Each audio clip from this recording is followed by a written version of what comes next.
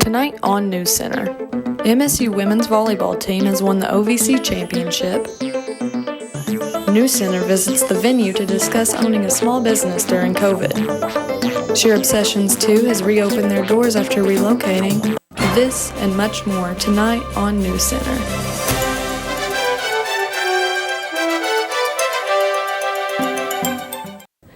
Good evening and welcome to NewsCenter. I'm Jude O'Neill here with Austin Mason. Here's what's making headlines for April 1st, 2021. Morehead State University has been nationally recognized for its high-quality adult degree programs. Abound.com, a website dedicated to helping non-conventional students, noted MSU's ability to accommodate its adult students' needs. Director of Transfer Services, Jen Timmerman, says that it is an honor to be a part of the ranking. The COVID-19 pandemic has made running a small business in Morehead even more difficult than it has been in the past. NewsCenter's Bradley Miller checks in with the owner of the venue to talk about some of these challenges. The COVID-19 pandemic has negatively impacted businesses of all kinds over the past year. However, no business model has been affected more than the food and beverage industry. The venue is an example of which here in Morehead. It's just a variety for business. Some businesses are booming right now. Other ones have struggled a little bit, mainly because of the quarantines and the shutdowns. This kind of business has been more of a struggle, mainly because you never know when you're going to get shut down or how long you're going to stay open at a time, and also with the current guidelines as far as capacity. Basically, they've increased it to 60%, but we're still close to 50%. If you do what you're properly supposed to do, it's a 6-foot distancing, which we do. The 60% really didn't increase your capacity. The business plans to open their new patio add-on soon, which will allow them to serve more people at a time. The patio just adds another, just about doubles our seating capacity overnight, even during COVID. And we still have the seating spaced out 6 foot apart outside.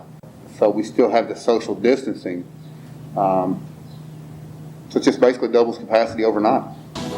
The venue is just one of many food and beverage institutions suffering because of COVID-19, and it is doing its best to keep its doors open. For NewsCenter, I'm Bradley Miller. MSU's advanced registration for the May, summer, and fall 2021 semesters will begin April 5th and last through the 9th. To register for classes, students should click the self-service link on their My Morehead State account. Students are urged to meet with their advisor before registering for classes, although it is not required. To see the advanced registration schedule, go to www.moreheadstate.edu/ADV registration. We'll be right back with your weather forecast after the break. Come on down to your one-stop place for anything you need on campus. The bookstore is your place to get any school supplies or art supplies that you might need. After that, you can head upstairs to grab a bite to eat. If you need to study or hold a meeting, go to the 3rd floor for a quiet place to sit.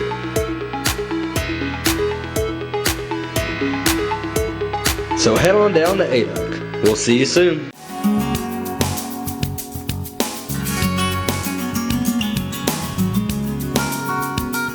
Hi, I'm Megan Boone. I'm the director of the Career Services Center, and we're an office that helps students choose a major, figure out what they might want to do with the major, as well as polish up any materials they'd be using to market themselves, from resumes to cover letters to preparing for interviews.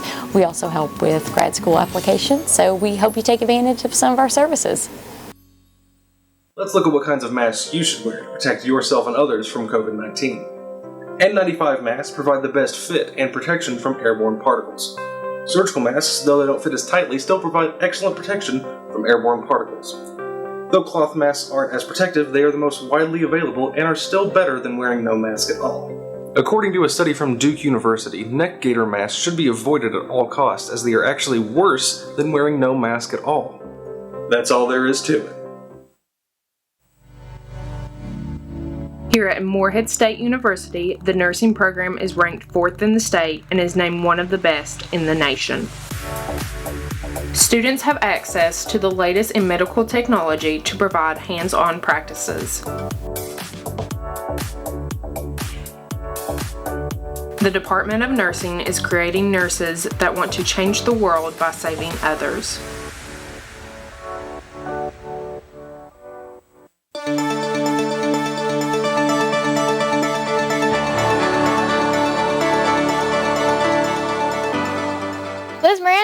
the weather, and before you went outside today, I sure hope you grabbed your winter jacket, because Moorhead not only had spring weather today, but a touch of winter. The current conditions outside are 38, partly cloudy, with a couple snow flurries here and there. The humidity is at 49%, with the wind speed at 14 miles per hour. All over Kentucky today, we saw a drop in temperatures. In Paducah, it was 47, Bowling Green 44, Louisville 43, Frankfort 40, Lexington 40, London 39, Moorhead 38, and Ashland 40. Tonight, we will see scattered showers and a low of 25. So again, it is getting cold tonight. There's a 48% chance of precipitation, and the sun will be setting at 7:57. Tomorrow, it will heat back up just a dash, and it will be sunny and 48, and the sun will be rising at 7:17 a.m. Next week, thankfully, it is starting to look like spring again. No snow, thankfully. Today was 38 with some snow flurries and partly cloudy with a low of 25. Friday will be 48 with a low of 29 and sunny. Saturday will be 61 with a low of 41 and partly cloudy. Sunday will be 65 with a low of 45 and sunny. Monday will be 72 with a low of 51, partly cloudy. Tuesday will be 75 with a low of 56, partly cloudy, and on Wednesday it will be 53. Now back to the desk with sports. The MSU softball team went head-to-head with the University of Kentucky Wildcats yesterday, but fell short by 12 runs. The Eagles faced a tough game against the Wildcats, who are currently ranked number 7 in the state. Kentucky started their victory with 7 runs in the first inning and finished the game with 13 runs in the 5th. Last night marked the first game played between the two since 2012. The Eagles are continuing the conference series at Tennessee State this weekend. Game 1 began at 4 this evening, and a doubleheader is set to begin tomorrow at 1. TU volleyball team claimed their title as OVC champions this past Tuesday. NewsCenter's Harvey Rice has the details. Moorhead State's volleyball team beat Jacksonville State Tuesday to claim the conference #1 seed in an OVC co-championship. The Eagles won in straight sets to become the first team all season to defeat the Gamecocks. The Eagles were also the only team this season to force Jacksonville State to play from behind. Junior middle blocker Mia Swearingen led the Eagles with 6 blocks. Moorhead State's backline tallied 57 digs, led by Libru Allison Witten, who scooped up a game-high 18 balls.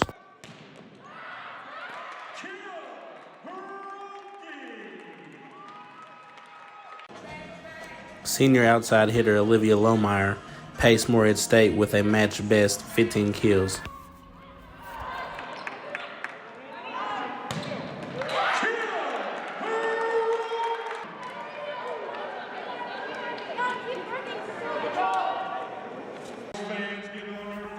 Moorhead State turns their attention to the OVC Championship, serving as the host.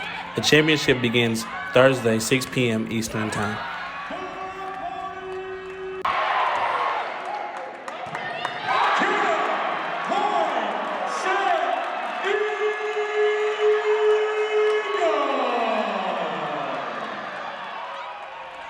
For NewsCenter, I'm Harvey Rice. We will be right back with more news after the break.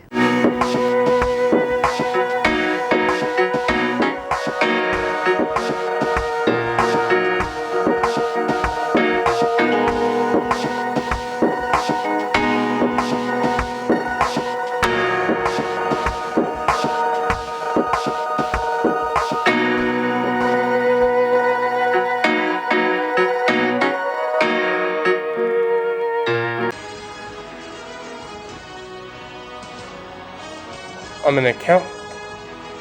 I am an athletic trainer. I'm an engineer. I am a leader. MSU ROTC is more than just about joining the Army. It is about pushing you to be a better leader and a better individual. To learn about what ROTC can do for you, stop by the top floor of Button Auditorium today.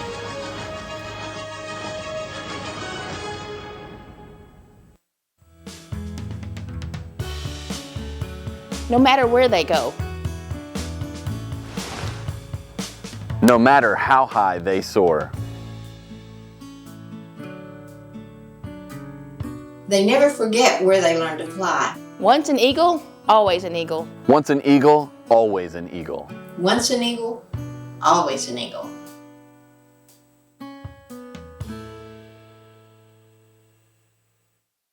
While we may be transitioning back to normal life, COVID is still a threat, so don't get a personal foul. This is COVID Referee.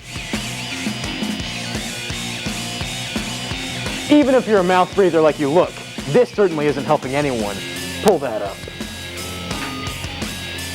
You only washed your hands for 15 of the recommended 30 seconds. Get back in there. 6 feet, please. MSU's Campus Activities Board continued the tradition of Wingo Bingo virtually this year. Instead of the traditional bingo, it was playlist bingo. NewsCenter was there. Sarah Combs, CAB's entertainment coordinator, says that bingo was one of their most popular events prior to the pandemic. Therefore, she knew she had to plan it again. So I planned my own events, and I knew I wanted to do bingo, and that's an activity that the entertainment coordinator has done in the past. So I guess it was kind of like just tradition for my position to do it again. 4 rounds of bingo were played, and each winner got $50 cash prize. The first 2 rounds were classic bingo, while the last 2 were X's and 4 corners. But the reason we did the playlist style was because we knew we had to do it virtual. So we reached out to some companies that had already worked on these like virtual ideas and stuff and how to implement them for students to be able to participate in. And playlist was one of the ideas that had already been created kind of and was like laid out for us. So we decided to try it in the fall and it went really well. We had good attendance, good involvement. So we wanted to do it again in the spring. Sarah says that she hopes next semester MSU can be back to having in-person bingo. For NewsCenter, I'm Willard Ferguson. Mayor Laura White Brown announced Monday that she had recently been sexually threatened simply for being a woman. She is the first female mayor in Moorhead's history, and she says she regularly receives comments about her appearance while working in an official manner. She says these threats were shocking, continuing to say jokes and bullying based on gender is never acceptable and will unequivocally not be tolerated in Moorhead. To address these concerns, she is establishing a task force for gender equality. It will be led by local attorney Kim Reeder.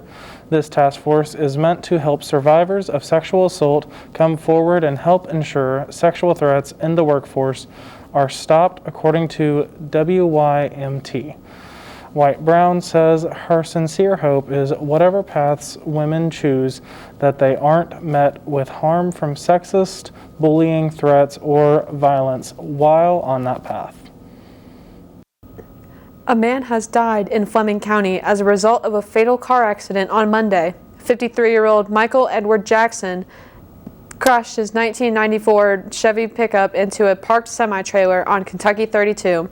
Jackson was pronounced dead at the scene. However, the accident is still under investigation by the Kentucky State Police. We'll be right back after the break.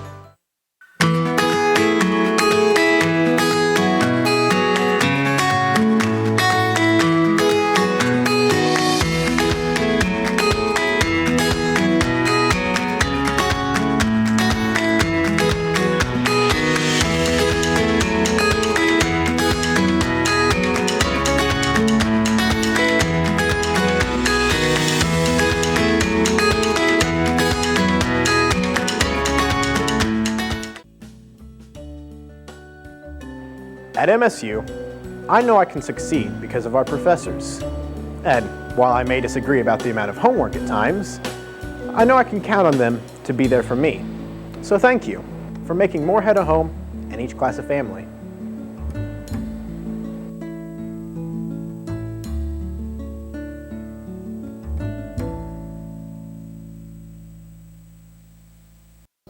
After moving to a new location, Sheer Obsessions 2 has opened its doors. NewsCenter has the story. A continuation of the original Sheer Obsessions has relocated to North Wilson and is now open for business. I sat down with the owners to learn more about how they came to be. I'm a barber and she's a cosmetologist. Yes.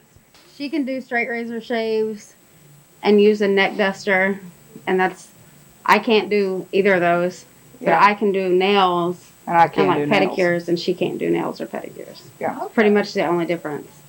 We do obviously like hair cutting, blonding services, coloring. We do waxes, body waxes as well, like facial waxing.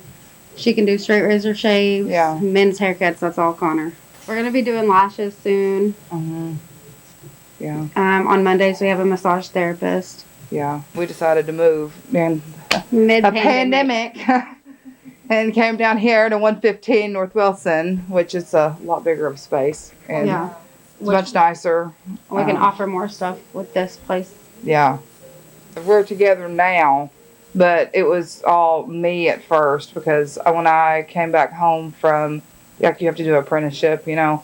So I had to go work under one of my friends in Prestonsburg, and I decided to come back home and start a salon, so I did. And I worked by myself for a while, and then I had another stylist that came in, that he was a barber, and he ended up opening up his own shop. And then Taylor, she's like one of my long lost friends, because she had to move away when we were younger. But she needed a job, and I was like, hey, come on. So now we're stuck together. Forever. My godfather, Lorne Stinson, owned Sheer Obsession in like the later 90s, early 2000s. And so I wanted to, you know, go ahead and keep his name alive because he passed away a couple years ago. And I was like, well, we're going to make another Sheer Obsession. We're just going to add 2 on it so that gives it a little bit of a twist. But he was like my whole inspiration of why I wanted to do hair. It's because I grew up in a salon, so. Yeah, because, I mean, we go through it with our clients. Like, we watch them, you know. You have ladies that end up having miscarriages, or they have breast cancer, or they're getting divorced, or, Which I think a lot of our clients feel pretty comfortable in here anyways. Like, we know a lot about them. Yeah. It's like tea time. But they also know a lot about us, I feel like, just hanging out here, because we're pretty open. For NewsCenter, this is Jude O'Neill. Beginning April 12th, Kentucky residents over the age of 16 can receive a COVID-19 vaccine. Walmart, Walgreens, and Rite Aid are among the several locations administering vaccinations. Vaccines available include Moderna, which is the most popular, followed by Pfizer and Johnson & Johnson. For more information on eligibility and vaccination sites, go to govstatus.egov.com. That's all the news we have for you this evening. We dedicate this episode to our favorite fool. Happy April Fool's Day from everyone here at NewsCenter. Good night, and thanks for watching.